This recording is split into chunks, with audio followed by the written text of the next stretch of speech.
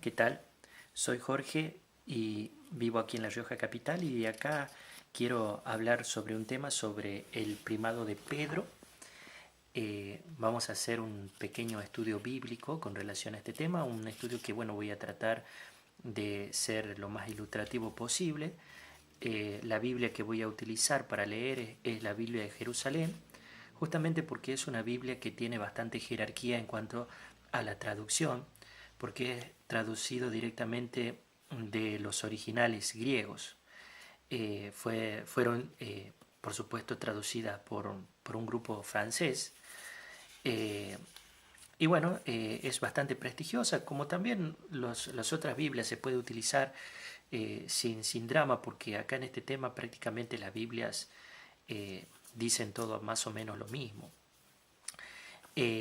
También se puede utilizar la Biblia de las Américas y por supuesto nuestros hermanos separados pueden utilizar la Reina Valera también para seguir este estudio sin problema. Obviamente hay unos pequeños cambios de expresiones pero que no afectan para nada la interpretación final de la escritura. Lo que sí yo me remito a decir que voy a utilizar esta Biblia porque es justamente para poder identificar el qué texto específicamente me baso, en qué interpretación, en qué, más que interpretación, diría en qué traducción bíblica me estoy basando, ¿no? Para poder ser un poco más preciso. Y vamos a empezar con el texto básico sobre Pedro, donde lo que los protestantes siempre preguntan, por lo general, es a dónde Jesucristo le llama Papa a Pedro.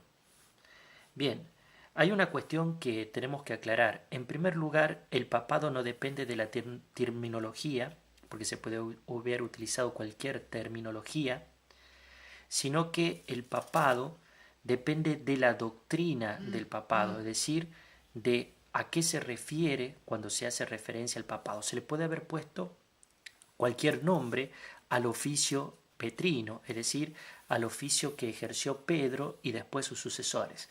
Ahora no me voy a dedicar a hablar de la sucesión apostólica específicamente, simplemente me voy a remitir a ver sobre lo que es el primado de Pedro. Y me voy a basar exclusivamente en las Sagradas Escrituras, sin basarme, digamos, en la traducción, en la tradición apostólica, porque simplemente esto es una exegesis bíblica, los efectos de demostrar a través de las Sagradas Escrituras, nuestros hermanos separados, justamente en qué se basa la doctrina petrina o la doctrina del papado. ¿Y cuál es el fundamento de dicha doctrina? ¿No es cierto? Entonces, acá el tema no se trata entonces de una denominación, de decir que el nombre de papa. El tema no es el nombre, se le puede haber puesto cualquier nombre. Lo importante es la doctrina que se quiere establecer con el nombre. ¿Qué significa papado? ¿O qué es lo que es el papado? Vamos a hablar del significado y vamos a ver si el significado del papado, el papado, el papa es la palabra que se utiliza, pero ¿cuál es el significado del papado? Si el significado del papado está en la Biblia, significa que Pedro, aunque no se lo haya denominado primer papa, fue el que ejerció el oficio de papa. El oficio. ¿Y en qué consiste el papado? El papado, según lo que nos dice Mark, nos da una definición de lo que es el papado. Dice que el papado es el sumo oficio, digamos, de máximo pastor, ¿no? Con autoridad de jurisdicción para mantener la unidad y ortodoxia de la Iglesia cristiana. Es decir, es justamente una autoridad, el papado, porque lo ejerce, ¿no es cierto?, su jurisdicción, justamente para mantener la jurisdicción como sumo pastor, es decir, pastor de los pastores. Todos los obispos, sucesores de los apóstoles, por supuesto que ejercen el pastoreo. Sin embargo, el papado, tiene el ejercicio supremo del pastoreo dejado por nuestro Señor Jesucristo, y esto lo vamos a ver en las Sagradas Escrituras. Pero empezaremos por el texto básico sobre lo cual existe controversia doctrinaria con nuestros hermanos separados. El texto básico es Mateo 16, 18, pero vamos a empezar desde el verso 13 porque Mateo 16, 13 nos dice específicamente en un contexto más amplio en donde Jesucristo establece su iglesia. Y vamos a leerlo de acá de la Sagrada Escritura directamente. Dice: Tras llegar Jesús a la región de Cesarea de Filipo, hizo esta pregunta a sus discípulos: ¿Quién dicen los hombres que es el Hijo del Hombre? Ellos respondieron: unos que Juan el Bautista, otros que Elías, otros que Jeremías o uno de los profetas. Él les preguntó: Pero vosotros, ¿quién decís que soy yo? Simón Pedro contestó: Tú eres el Cristo, el Hijo de Dios vivo. A esto replicó Jesús: Bienaventurado eres, Simón, hijo de Jonás, porque no te ha sido revelado esto por la carne ni la sangre, sino mi Padre que está en los cielos. Y yo a mi vez te digo que tú eres Pedro, y sobre esta piedra edificaré mi iglesia, y las puertas del Hades no prevalecerán contra de ella. A ti te daré las llaves del reino de los cielos. Lo que ates en la tierra quedará atado en los cielos, y lo que desates en la tierra quedará desatado en los cielos. Bien, acá podemos ver varias cosas. Primero vemos que Jesucristo viene y le pregunta a sus discípulos: ¿quién dice la gente que soy yo? Bien, unos Elías, bueno, etcétera, ¿no? Pero después le pregunta a Jesucristo: ¿quién cree que soy yo el Hijo del Hombre? ¿Quién cree que es ustedes el Hijo del Hombre? O sea, ¿quién cree que soy yo? En otras traducciones lo establece de esa manera. Y Pedro dice: tú eres el Hijo de Dios. Por eso dice: tú eres el Cristo, el Hijo de Dios vivo, dice Pedro. Bien, como vemos acá, lo que hace Pedro es identificar a nuestro Señor Jesucristo, es decir, cuál era el estatus de nuestro Señor Jesucristo, quién era verdaderamente nuestro Señor Jesucristo, que era el Hijo de Dios vivo, el Mesías. Por eso dice acá: tú eres el Cristo, que significa el ungido, el Hijo de Dios. Entonces, bueno, Jesucristo le dice: bueno, bienaventurado eres porque no te ha sido revelado esto ni por la sangre ni por la carne, sino mi Padre que está en el cielo. Y a su vez te digo que tú eres Pedro. O sea, así como Jesucristo así como Pedro, quiero decir, revela la identidad de Jesucristo, así también Jesucristo revela la identidad de Pedro. Cuando le dice: a su vez te digo que tú eres Pedro, y sobre esta piedra edificaré mi iglesia.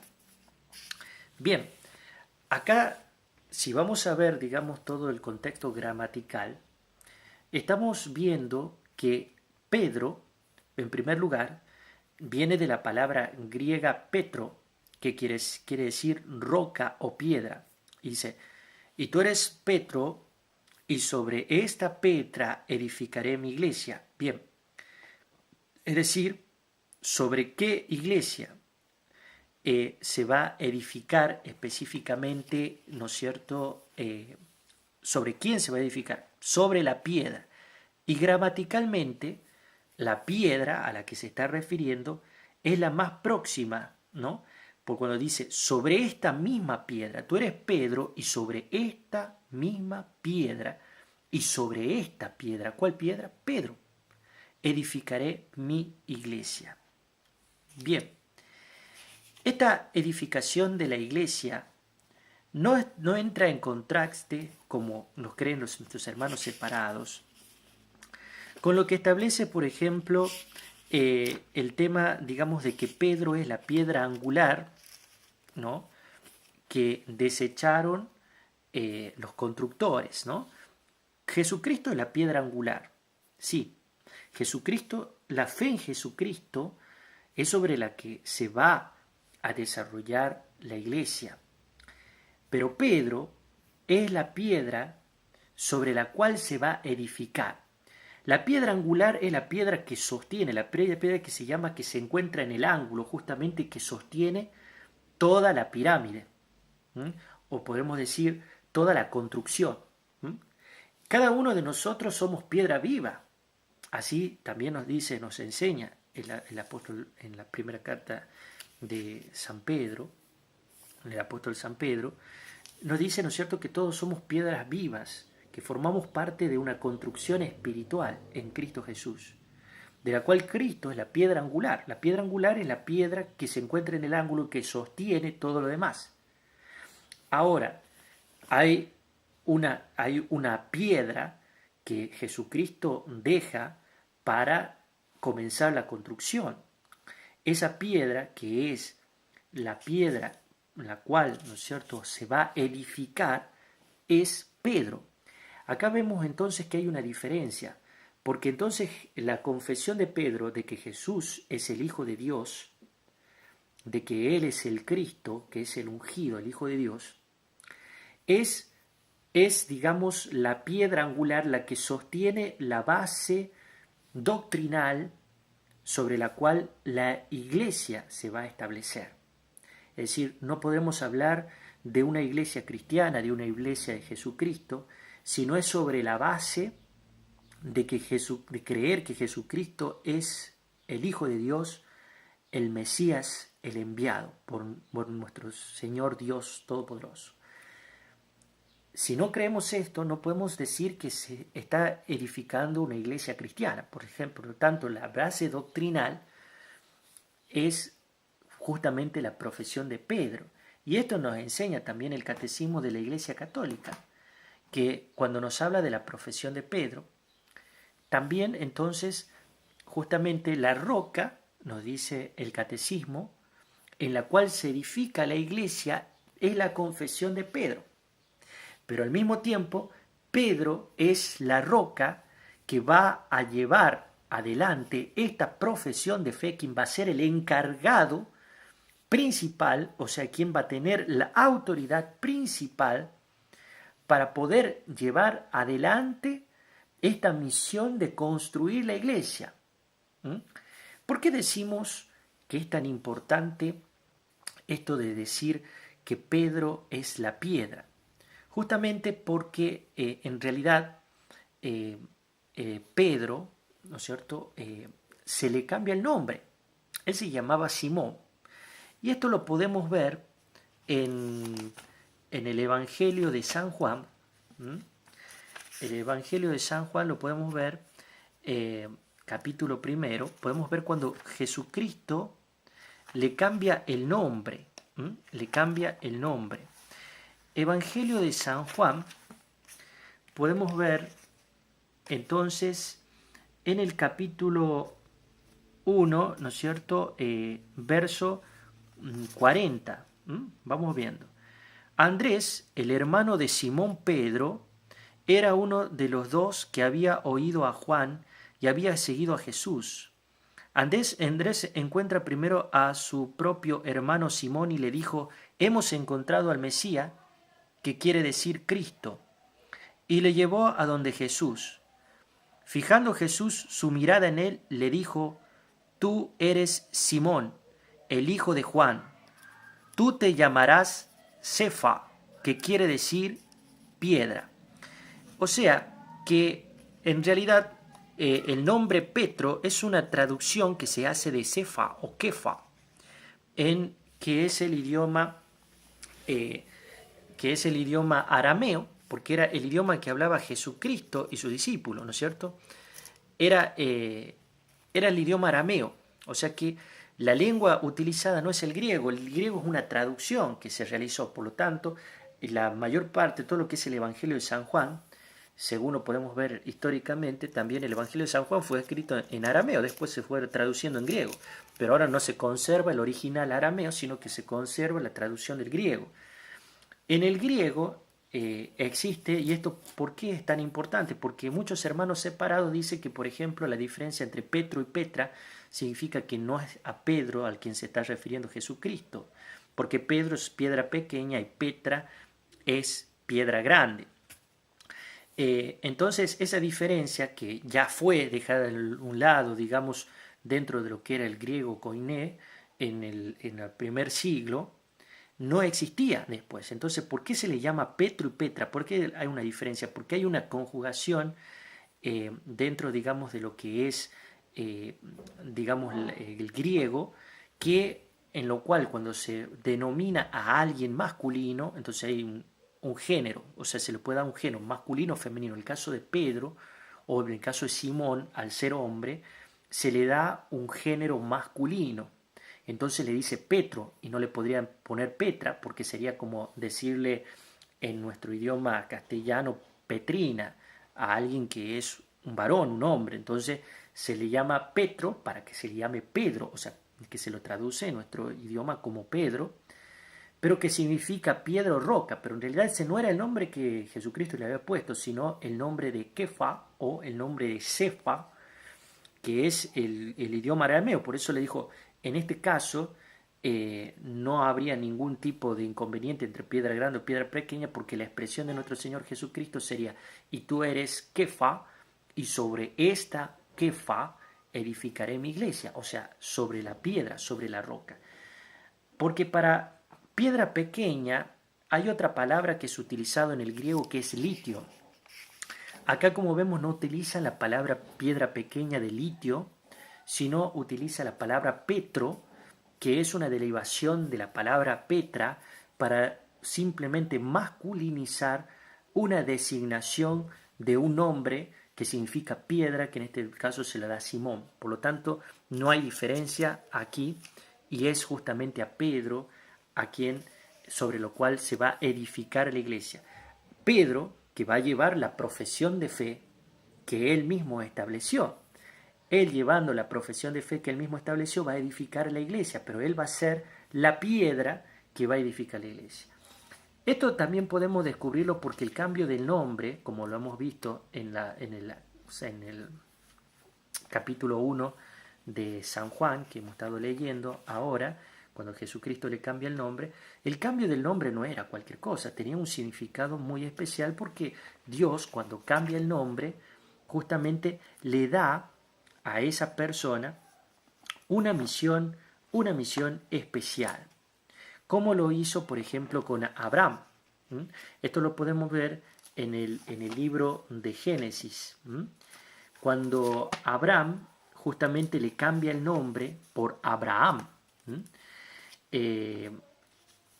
Este cambio del nombre tenía una significación especial, porque justamente Abraham significa padre venerado, y Abraham significa padre de una muchedumbre o de una nación. Entonces, como de él van a salir una nación, o va de la fe justamente de Abraham, porque Abraham es el padre de la fe, justamente, y esto lo podemos ver, lo vamos a buscar, este cambio del nombre que Dios le hace a Abraham, justamente en Génesis capítulo 17, verso 5. Entonces buscamos capítulo 17, verso 5, dice lo siguiente. Entonces dice, no te llamarás más Abraham, sino que tu nombre será Abraham, pues te he constituido padre de una muchedumbre de pueblos. O sea, le cambia el nombre justamente a Abraham para darle una misión especial, constituirlo el padre de una muchedumbre de pueblos. Es decir, le da justamente una misión especial con el cambio del nombre. Así como se lo dio a Abraham, también se lo dio a Sara. Cuando le dijo en Génesis capítulo 17, también verso 15 al 16, dice lo siguiente. Dijo también Dios a Abraham, a Sarai, tu mujer ya no se llamará Sarai, sino que su nombre será Sara. yo la bendiciré y de ella también le daré un hijo. La bendiciré y se convertirá en naciones, reyes de pueblos procederán de ella. O sea, con el cambio del nombre entonces Dios da justamente una misión especial, como es Abraham, y también una bendición. En este caso, el cambio de nombre que hizo nuestro Señor Jesucristo con Simón, para llamarlo Cefa o Kefa, que es el verdadero nombre, no es Pedro, sino Kefa en el idioma que hablaba Jesucristo, el arameo,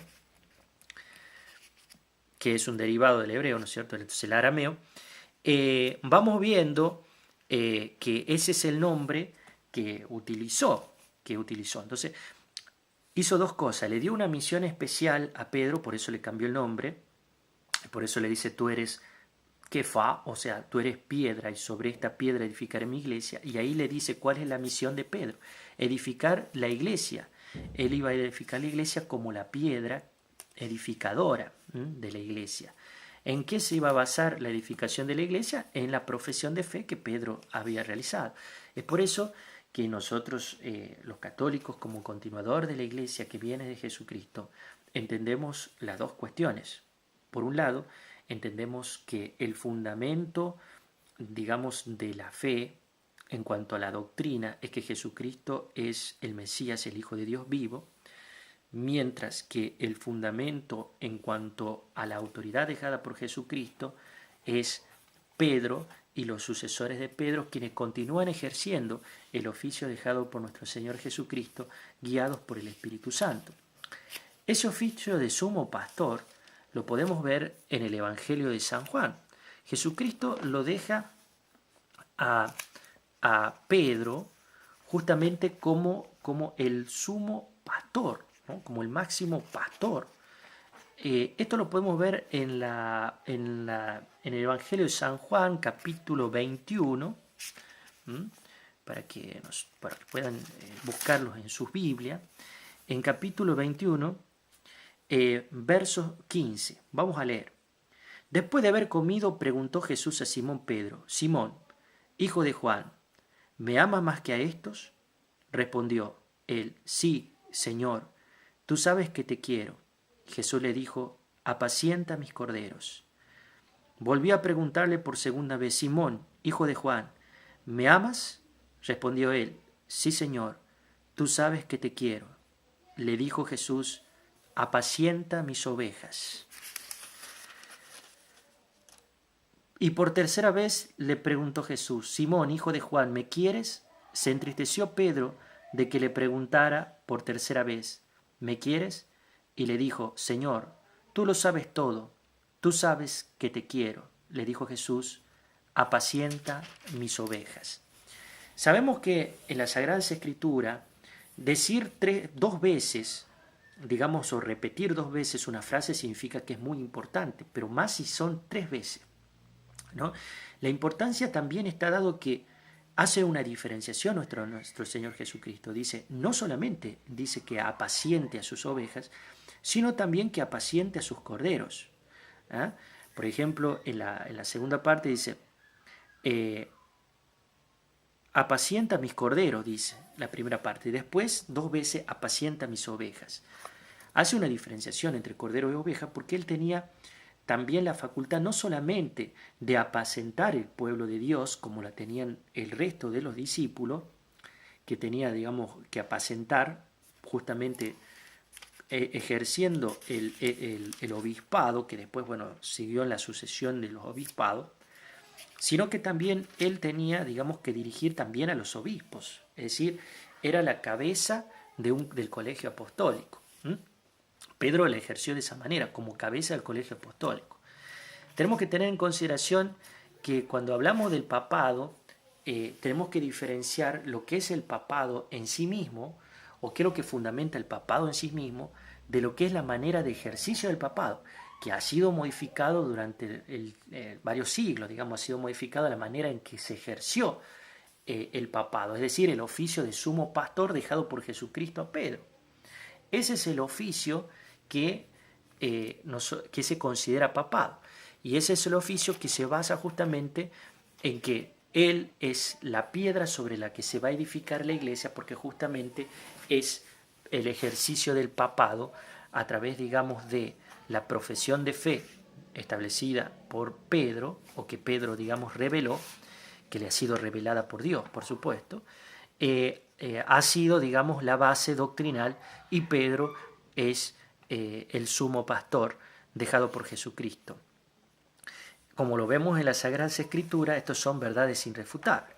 Pero además, si continuamos leyendo en Mateo 16, 18, también vemos que a Pedro le deja la llave. A ti te daré las llaves del reino de los cielos, y lo que ates en la tierra quedará atado en los cielos, y lo que se desates en la tierra quedará desatado en los cielos. O sea, ¿a quién? ¿A quién le da las llaves? A Pedro. Dar las llaves significa darle la autoridad. Darle la llave significa darle la autoridad. Dar la autoridad para atar y desatar, eso también lo podemos ver que ya desde el Antiguo Testamento, dar la llave significa, ¿no es cierto?, dejarlo encargado de su reino.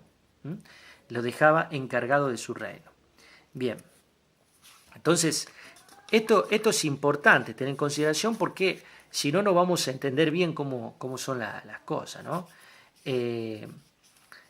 Dejarlo encargado de su reino es algo que forma parte, digamos, de las palabras de nuestro Señor Jesucristo, pero forma parte también de lo que en el Antiguo Testamento también ya lo profetizaba el profeta Isaías, que iba a dejar un encargado de las llaves. Justamente se refiere a esto Jesucristo, cuando podemos ver en Isaías capítulo 22, verso 20. Leamos y vamos a ver la similitud que tiene la palabra de nuestro Señor Jesucristo con lo que establece Isaías en el capítulo 22. Vamos buscando entonces Isaías, que es muy importante, capítulo 22, verso 20. Todo lo fundamentamos en las Sagradas Escrituras, ¿no? Nada está fuera de lo que dice las Sagradas Escrituras. Ahora nos vamos a basar exclusivamente en esto. Después vamos a ver la parte histórica y todo lo demás, pero nos vamos a basar principalmente ahora en las Sagradas Escrituras. Dice a partir, ¿no es cierto?, del capítulo 20. Dice, vamos a leer desde el capítulo 22, verso 20, vamos a leer del verso 15, dice: esto dijo el Señor Yahvé Sabot, preséntate al mayordomo, Sabaná, encargado del palacio, que tienes a quien tienes aquí para labrarle aquí una tumba, excavarte tu tumba en lo alto y tallarte un panteón en la peña, pues Yahvé te ha de zarandear como zarandea un hombre, y te hará un fardo bien atado. Te harás rodear como una bola a un país lleno y espacioso. Allí morirás, allí irás a parar tus espléndidas carrozas. Vergüenza del palacio del Señor. Te tiraré de tu pedestal, te destruiré de tu cargo. Aquel día llamaré a mi siervo Elioquín, ahí está, a mi siervo Elioquín, hijo de Gilquías. Le vestiré una túnica, le ceñiré tu fajín, le entregaré tu autoridad, y será lo mismo que un padre para los habitantes de Jerusalén y para la casa de Judá. Pondré en su hombro las llaves de la casa de David. Abrirá y nadie cerrará. Cerrará y nadie abrirá. Lo hincharé como clavija en lugar seguro, y será anaquel de gloria para la casa de su padre. O sea, acá vemos dos cosas. Primero, una destitución. Como sabemos, en la antigua alianza teníamos, digamos, lo que son los que eran, digamos, los judíos, ¿no? que ejercía a través, por supuesto, ¿no es cierto?, de sus jefes judíos. ejercían, digamos, el oficio principalmente, ¿no es cierto?, de un sacerdocio, ¿no?, santo. Sin embargo, se le iba a quitar ese sacerdocio y esa autoridad que le había dejado Dios a estos, digamos, a estos sacerdotes, para darlos en la nueva alianza a otra persona, quien iba a ser ya constituido mayordomo, a quien se le iba a dar las llaves del reino. Y dice, y será lo mismo que un padre para los habitantes de Jerusalén. Y fijémonos que acá está el poder de las llaves para que podamos entender en qué sentido nuestro Señor Jesucristo le deja la llave a Pedro. Por eso dice, pondré en sus hombros la llave de la casa de David. Sabemos que Jesucristo es el heredero del trono de David. Por eso entonces entendemos que es Jesucristo con la autoridad del rey, con la autoridad del rey, quien le deja encargado el reino a Pedro. Le pone las llaves en su hombro. O sea, a ti te daré las llaves del reino de los cielos, dijo Jesucristo. A esto se refiere las llaves. Al darle las llaves del reino de David, las llaves que Jesucristo, ¿no?, es el de la cual Jesucristo es el rey. Abrirá y nadie cerrará, cerrará y nadie abrirá. Todo lo que ates en la tierra quedará atado en los cielos, y lo que desates en la tierra quedará desatado en los cielos. Le dio autoridad para establecer justamente para llevar adelante justamente el oficio al cual se le había dejado encargado de edificar la iglesia. Pero para poder llevar adelante este oficio, guiado por supuesto por el Espíritu Santo, él iba a tener la autoridad para atar y desatar, es decir, para establecer cuál era la verdad y cuál era la mentira. Y todo lo que ates en la tierra queda atado en los cielos, lo que desatas en la tierra quedará desatado en los cielos. Es decir, la autoridad está dada porque le da un nuevo mayordomo, según lo que ya nos establece Génesis. El mayordomo es algo muy, muy conocido. De hecho, el ejercicio del mayordomo que deja los reinos lo podemos ver en la Biblia, digamos, está diseminada en Génesis capítulo 39, versículo 4, 41, versículo 40, en Primera Reyes 4, 6, en Segunda Reyes 10, 5, bueno, en Segunda Reyes 18, 18, en Segunda Reyes 19, 20, en Segunda de Crónica 28, 7. Bueno, ustedes pueden revisar todo esto en su Biblia. También, si se acuerdan de la historia de José, cuando justamente el faraón lo deja encargado de su reino, también, ¿no es cierto?, le hace la entrega de las llaves, ¿no? Solamente lo único, digamos, que estaba por arriba del mayordomo era el faraón, o sea, era el propio rey. Bien, estas son prefiguraciones de cómo Jesucristo, que es el rey, deja encargado a alguien al frente de su reino y lo deja encargado a Pedro para que se edifique la iglesia. O sea que la edificación de la iglesia se da por Pedro, pero siendo Cristo la piedra angular. O sea, Cristo es la piedra angular. La profesión de fe de Pedro, de que Cristo es el Hijo de Dios, el Mesías, el Hijo de Dios vivo, el ungido de Dios, es la base doctrinal sobre la cual se va a edificar la iglesia, pero Pedro es la autoridad dejada por Cristo, a quien le da las llaves del reino para que edifique la iglesia, porque Pedro, que es Cefá, y ya lo vamos a ver, porque acá cuando hablamos, digamos, de Pedro o Cefá, esto lo podemos ver, por ejemplo, en Primera de Corintios 1:12, que el verdadero nombre no es en el idioma que hablaba Jesucristo, no es Pedro o Petro, que es el griego, sino el idioma arameo Cefá. Esto lo vemos en Primera de Corintios 1:12. Podemos leer Primera de Corintios 1:12 como para ver que se lo llamaba Cefa, no se lo llamaba Pedro, porque ese era el nombre que tenía. Vamos a ver entonces Primera de Corintios, epístola a los Corintios, ¿no? Primera de Corintios 12, bien, dice, le dijo, hermanos míos, vamos a leer del verso 11, dice, les digo, hermanos míos, porque los de Cloé me han informado de que existen discordia entre vosotros. Me refiero a que cada uno de vosotros anda diciendo, yo soy de Pablo, yo soy de Apolo, yo de Cefas, yo de Cristo. O sea, yo de Cefas. Cefas era el nombre justamente que tenía primero. También lo podemos ver en Primera de Corintios 15:5, que ese es el nombre al cual se refiere, al cual se llama Pedro.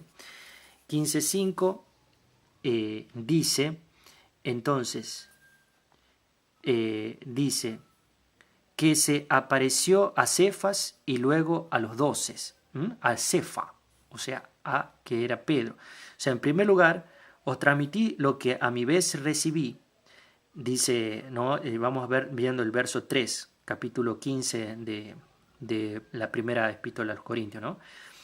Dice, en primer lugar os transmití lo que a mi vez recibí, que Cristo murió por nuestros pecados, según las Escrituras, que fue sepultado y que resucitó al tercer día, según las Escrituras, que se apareció a Cefas y luego a los 12. O sea, ¿a quién se le apareció primero? A Cefas, es decir, a Pedro. Porque él tenía la primacía en todo, Pedro.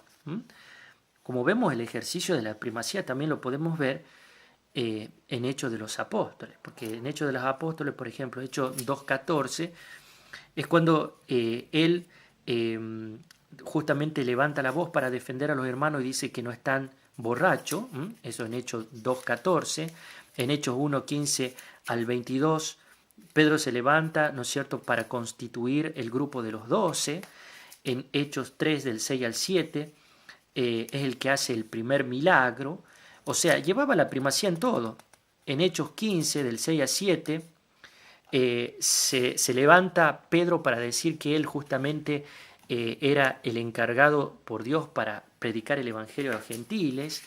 O sea, había un concilio ahí. Él ejercía, por ejemplo, en Hechos 15, 13 al 15, nos dice que Santiago declara que lo escuchen a Pedro, porque, bueno, él ejercía, Pedro justamente ejercía, digamos, la primacía y ejercía también la autoridad, aunque se hizo, digamos, por el colegio apostólico, es decir, por el conjunto de los apóstoles. Pero el que había dejado la autoridad plena, como lo hemos visto ya, ha sido justamente a Pedro, quien tenía la autoridad de llevar adelante, digamos, el mensaje que Jesucristo había establecido, quien tenía la autoridad máxima. Todo lo que ate quedará atado en los cielos y todo lo que desates en la tierra quedará desatado en los cielos. Pero además también esta primacía de Pedro lo podemos ver también cuando vemos en Lucas, en el Evangelio según San Lucas, que esto es muy importante. ¿Por qué? ¿Qué pasa en el Evangelio según San Lucas? Cuando Jesucristo estaba a la mesa con sus discípulos, entonces justamente estando en la mesa, ¿no es cierto?, con sus discípulos,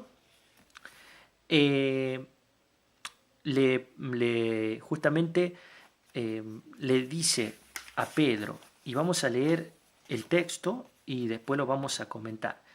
Esto lo vamos a ver entonces en el Evangelio según San Lucas, versículo 22, o sea, versículo 31, capítulo 22, versículo 31. Capítulo 22, versículo 31. Bien. ¿Qué dice acá? Simón, Simón, sad que Satanás ha solicitado el poder para cribaros como trigo, pero yo he rogado por ti, para que tu fe no desfallezca, y tú, cuando hayas vuelto, confirma a tus hermanos. Es decir, él no rogó por todo. yo he rogado por ti, solamente rogó por Pedro, Jesucristo, no rogó por todos los otros apóstoles, rogó solo por Pedro. Y le dio justamente el encargo de que una vez que se haya vuelto a restaurar su fe, confirme a sus hermanos. Es decir, le dio la misión de confirmar al resto de los apóstoles, confirmarlos en la fe de que justamente Jesucristo es el Mesías, el Hijo de Dios, que es la fe que él mismo confesó. Después en Mateo, como hemos visto. Entonces, bajo toda esta perspectiva bíblica, podemos observar que Pedro es la piedra sobre la que se edifica la iglesia. Jesucristo es la piedra angular que desecharon los constructores, que vendría a ser la piedra angular. Y Jesucristo es la base doctrinal, es decir, su enseñanza, sus ejemplos, su vida, todo de Jesucristo, digamos, es la base, y todas sus enseñanzas, por supuesto, en todos sus aspectos, es la base doctrinal en la cual se va a edificar la iglesia, mientras que Pedro es quien va a llevar adelante esa base doctrinal, quien va a tener la autoridad para hacerlo, guiado por el Espíritu Santo y dada específicamente por nuestro Señor Jesucristo, para atar y desatar como mayordomo dejado por nuestro Señor, para todo lo que cuando cierre la llave del reino, significa que cuando cierre nadie abrirá, cuando abra nadie cerrará. Es decir, Él tiene la plena autoridad para confirmar a sus hermanos, para ejercer el ejercicio de sumo pastor y también justamente para llevar adelante el reino de Dios en la tierra. Y después esa autoridad que la ejerció bajo el colegio de los apóstoles fue dejada a Lino, y así sucesivamente, a través de la imposición de las manos, que le transmitía los poderes que a su vez él había recibido de Dios, para poder seguir guiando su iglesia y seguir edificándola y expandiéndola, para que toda criatura, vayan y prediquen el Evangelio a toda criatura, y bautizándose en el nombre del Padre, el Hijo y el Espíritu Santo, y enseñadle todo lo que yo os he enseñado. Este mandato del Señor lo lleva adelante con la autoridad del Señor Pedro y sus sucesores, quienes son los obispos de Roma. Lino, que Pedro haya estado o no ha estado en Roma, no es tan importante, porque Lino fue el que continuó el ejercicio de Pedro y lo realizó en Roma. De hecho, hay documentos de escrito de Lino, y así sucesivamente el resto de los apóstoles. O sea que justamente la iglesia de Roma es la sucesora de Pedro, de esta autoridad. Sabemos que históricamente se dividió la primera gran división, el primer gran cisma que fue entre la iglesia de Oriente y Occidente, fue justamente por quién tenía la autoridad, pero quien llevaba la sucesión de Pedro, y esto es reconocido, es justamente la iglesia romana. O sea que la iglesia romana es quien tiene la autoridad que dejó Jesucristo, al que después con el tiempo se lo llamó Papa, para que ejerza, el ejercicio de sumo pastor con jurisdicción para mantener la unidad y la ortodoxia dentro de la iglesia cristiana, y eso es lo que nosotros le llamamos, le pusimos el nombre de Papa. Pero, por supuesto, el nombre de Papa no está en la Biblia, pero sí el ejercicio, la base doctrinal o la doctrina en la cual se basa el papado, está en la Biblia. Y no solamente está en la Biblia, sino que también fue ejercida en la historia y fue ejercida también en la Sagrada Escritura. Vemos cómo Pedro ejerció ese primado y cómo Jesucristo le dio esa autoridad. Espero que les sirva este video y los abrazos con mi corazón a todos los hermanos separados y también a nuestros hermanos católicos y a todos los que hayan por curiosidad visto este video, y les agradezco mucho. Les agradecería también si me dan un like, si me siguen. Les mando un beso enorme. Gracias por todo.